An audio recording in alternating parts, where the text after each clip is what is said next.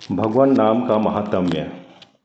विषयासक्त जीवों के लिए नारद पांचरात्र के अनुसार द्वैत भाव की भक्ति का अनुसरण करते हुए उच्च स्वर से नाम संकीर्तन करना सबसे सरल उपाय है। श्री रामकृष्ण एक भक्त से भक्ति के द्वारा इंद्रियां अपने आप वश में आ जाती हैं। बड़ी सरलता से उनका संयम हो जाता है। ईश्वर के प्रति प्रेम जितना अधिक बढ़ेगा, शरीर सुख भोगने की इच्छा उतनी ही घटती जाएगी। जिस दिन घर में संतान की मृत्यु हो जाती है, उस दिन क्या पति पत्नी का मन देह सुख की ओर जा सकता है? भक्त: पर मैं भगवान से प्रेम करना नहीं जानता। श्री रामकृष्ण: सतत उनका नाम लेते रहो। इससे तुम्हारे भीतर के काम, क्रोध, देह सुख भोगने की वासना आदि सब दूर हो जाएंगे। भक्त: पर मुझे भगवान के नाम में रस नहीं मिलता। श्री रामकृष्ण: तब उन्हीं से व्याकुल होकर प्रार्थना करो, जिससे तुम्हें नाम में रुचि हो।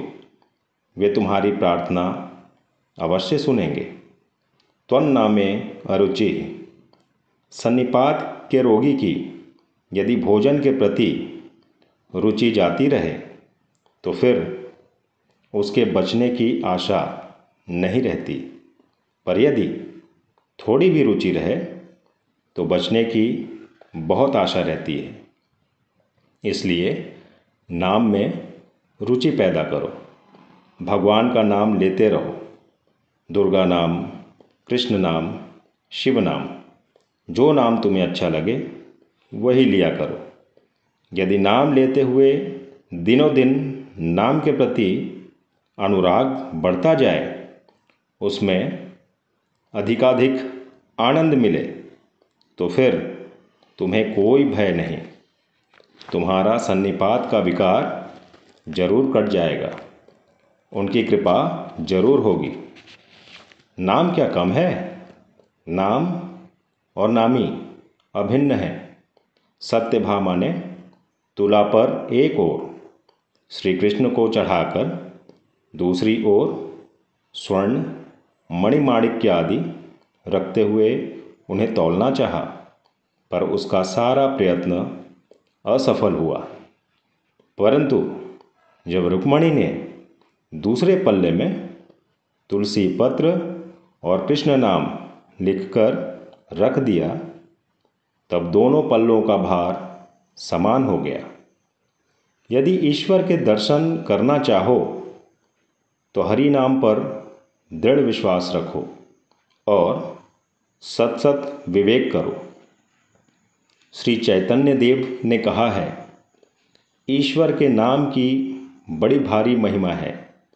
तुरंत फल न मिलने पर भी एक न एक दिन उसका फल अवश्य ही मिलेगा।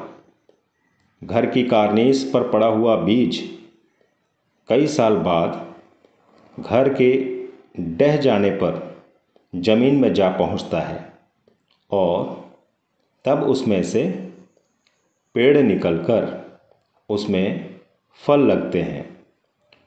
जाने या अनजाने, भूल से या भ्रम से, किसी भी तरह क्यों ना हो, भगवान का नाम लेने से उसका फल अवश्य मिलेगा।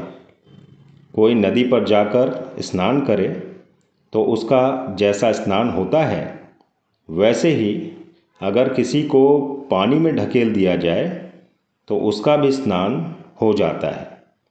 और कोई सोया हुआ हो और उस पर पानी डाल दिया जाए तो उसका भी स्नान हो ही जाता है। जाने अनजाने, किसी भी रीति से क्यों ना हो, अगर कोई अमृत कुंड में एक बार गिर पड़े तो अमर हो जाता है। इसी प्रकार कोई जाने अनजाने में या किसी और तरह भगवान का नाम क्यों न ले, वह अंत में अमरत्व प्राप्त करता है। केवल नाम ग्रहण करने से ही भगवत दर्शन हो सकता है, ऐसा कहने वाले किसी धर्म प्रचारक से श्री रामकृष्ण ने कहा था। अवश्य ही भगवान के नाम की बड़ी महिमा है, पर अनुराग के बिना क्या होगा। भगवान के लिए प्राण व्याकुल होने चाहिए। अगर मैं मुंह से तो नाम लेता रहूं, पर मन को कामनी कांचन में ही लिप्त रखूं, तो उससे क्या लाभ होगा। अगर बिच्छू ने काटा हो तो सिर्फ मंत्र से जहर नहीं पड़ने से जहर नहीं उतरता, कंडा जलाकर उसका धुआं भी देना पड़ता है।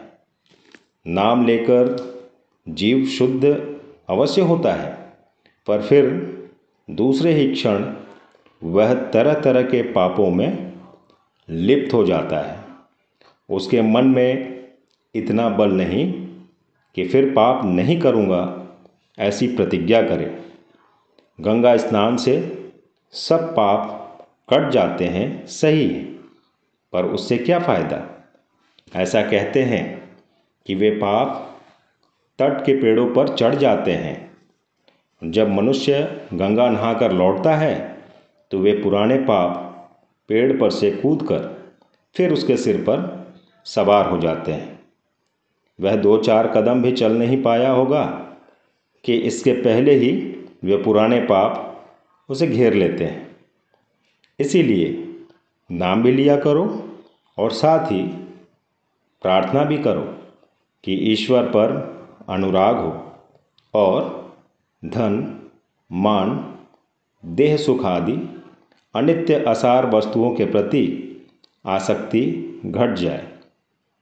जैसे रुई के पहाड़ में एक छोटी सी चिंगारी पड़ जाने पर वह देखते ही देखते जलकर खाक हो जाता है, वैसे ही भक्ति के साथ भगवान का नाम गान करने पर पर्वत समान पाप भी नष्ट हो जाते हैं। विषयी लोगों की पूजा, जप, तप सब कुछ सामयिक होता है, टिकता नहीं। जो ईश्वर के सिवा और कुछ नहीं जानते, वे सांस सांस में उनका नाम लेते रहते हैं। कोई मन ही मन सतत ओम राम ओम जपता रहता है। ज्ञान मार्गी साधक सोहम सोहम जपता जाता है। किसी किसी की जीभ तो सदा हिलती ही रहती है। जप करना यानी निर्जन में चुपचाप भगवान का नाम लेना। एकाग्र होकर भक्तिपूर्वक उनका नाम जपते रहने से उनके रूप के दर्शन होते हैं, उनका साक्षात्कार होता है। जैसे जंजीर से बंधी हुई बल्ली गंगा में डुबोई हुई हो और जंजीर का दूसरा छोर तीर पर बंधा हुआ हो, तो जंजीर की एक एक कड़ी पकड़कर आगे बढ़ते हुए पानी में उतरकर उसी तरह चलते चलते बल्ली का स्पर्श किया जा सकता है। ठीक वैसे ही जप करते करते मग्न हो जाने पर धीरे धीरे भगवान का साक्षात्कार होता है। श्री रामकृष्ण देव प्रायः कहा करते, सुबह शाम ताली बजाते हुए हरिनाम गाया करो। ऐसा करने से तुम्हारे सब पाप ताप दूर हो जाएंगे।